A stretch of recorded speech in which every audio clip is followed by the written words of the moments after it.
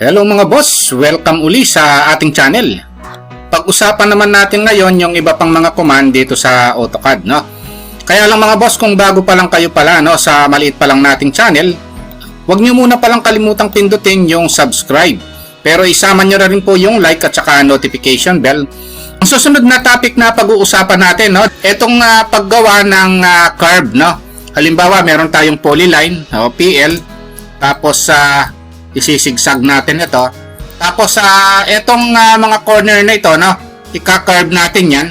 So since polyline siya, one entity siya, no. Yung polyline merong pang edit, ang command yan is PE o yung pedit, no. Tapos merong option, no. I-select natin ito.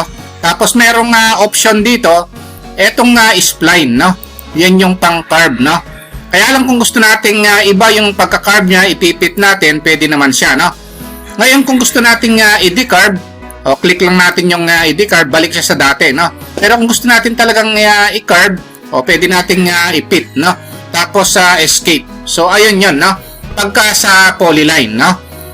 Ayan yung paggawa ng carve, no? Pero pagka line siya, L, enter, gagawa tayo ng line dito. So pagka line ng nakikita natin ito, multiple object ito. Ito yon, no? So, hiwa-hiwalay siya. Pagka ganito siya, hindi uubra yung command na pedit, no? Ang gagawin natin, ang command is fillet, no? Or F. Ito yon, no? Tapos, lagyan natin ng radius. Halimbawa, ang radius is 1. Tapos, gamitin natin itong multiple option, no? So, select lang natin yung mga line. So, ito siya, no? So, ayan yung pag-carve, no, ng mga corner, no? So, gagamitan natin siya ng fillet pagka-line, no? Pero pagka polyline siya, pedit naman ang gagamitin nating command, no? Kung nagustuhan nyo itong video natin mga boss, no, huwag nyo po sanang kalimutang pindutin muna pala, no, yung subscribe, no, dito sa maliit pa lang nating channel. Isama nyo na rin po yung like at saka notification bell. Thank you very much at God bless po sa inyong lahat.